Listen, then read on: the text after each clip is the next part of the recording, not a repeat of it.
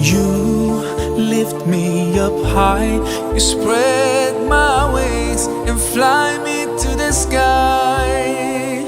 I feel so alive, it's like my soul thrives in your light. But how I wish you'd be here with me all year around. Ramadan, Ramadan, Ramadan. Assalamu alaikum wa rahmatullahi wa barakatuh. Salam everyone, welcome to a new episode of our Ramadan Message with me, Hana Abdurrahman. Today in this episode we will focus on Muslim women's experience during Ramadan, about their practice and ritual during the holy month. We will look at the roles of women in hosting iftar gatherings and the spiritual journey of Muslim women during Ramadan. We will also hear about the challenges and opportunities that women face and have in balancing their religious observance with their daily lives. To serve is to receive rewards for all the deeds and habits that they perform, and that is if the factor of calculating the reward and the intention in it. A woman, unlike men, spends most of her time in the blessed month of Ramadan meeting the requirements for her family, which greatly increase in Ramadan.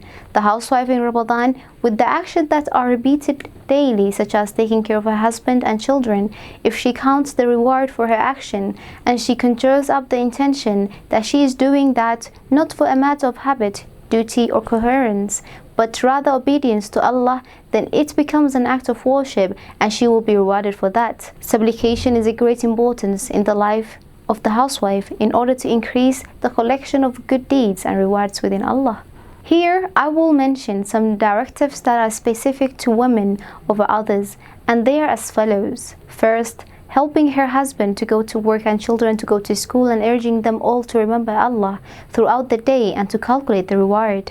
Exploiting the hours you spend in the kitchen with a lot of dhikr, glorification, seeking forgiveness of Allah, and supplication. The presence of Quran podcasts and Quran tapes so the Muslim sister can hear the faces of Allah all her time.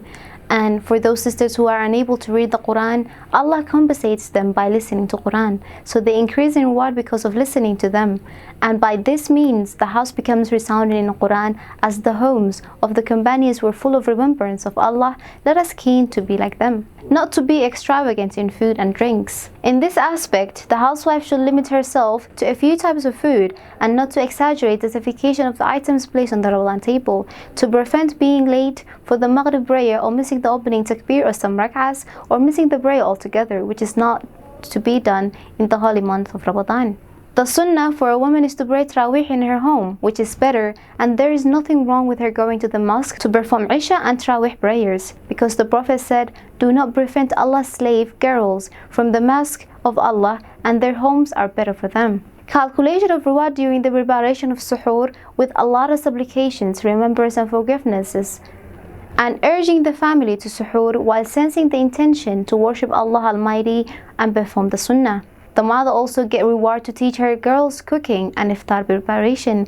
It's also preferable for the mother to diverse the dishes and foods throughout the week in order for them to learn the largest amount of food preparation, and the mother also get reward to make them feel important in their homes and to tell them that they count the reward for every work they do for their fathers, brothers and future husbands. Menstruating women during Ramadan. It's noticeable that many women, as soon as they start menstruating in Ramadan or other than Ramadan, they lose sight of remembrance of Allah, and after purification from menstruation, a woman may fail to perform some of the acts of worship that she used to perform before she menstruates. So if a woman sees menstruation during Ramadan, she should not sit down regretting what she may have missed, her fudge and goodnesses. If it comes to her, nothing is preventing her from continuing, even in menstruation, except praying, fasting and touching the kutub of Quran with bare hands.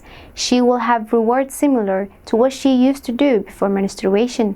Shaykh al-Islam ibn Taymiyyah said, "There is no explicit or authentic text in preventing a menstruating woman from reading the Quran." He also said, women menstruating during the era of Muhammad sallallahu alaihi wasallam, they were not forbidden to read the Quran, just as they were not forbidden from remembrance and supplication.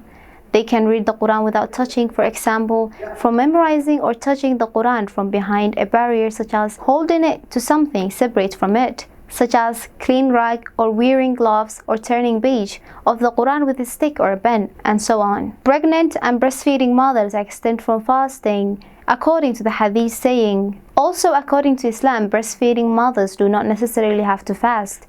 Breastfeeding mothers can make up any missed fasts at a later date. Some women interrupt the hadith very generally and will not fast at all if breastfeeding. In other cases, mothers will only miss fasts in case of hardship.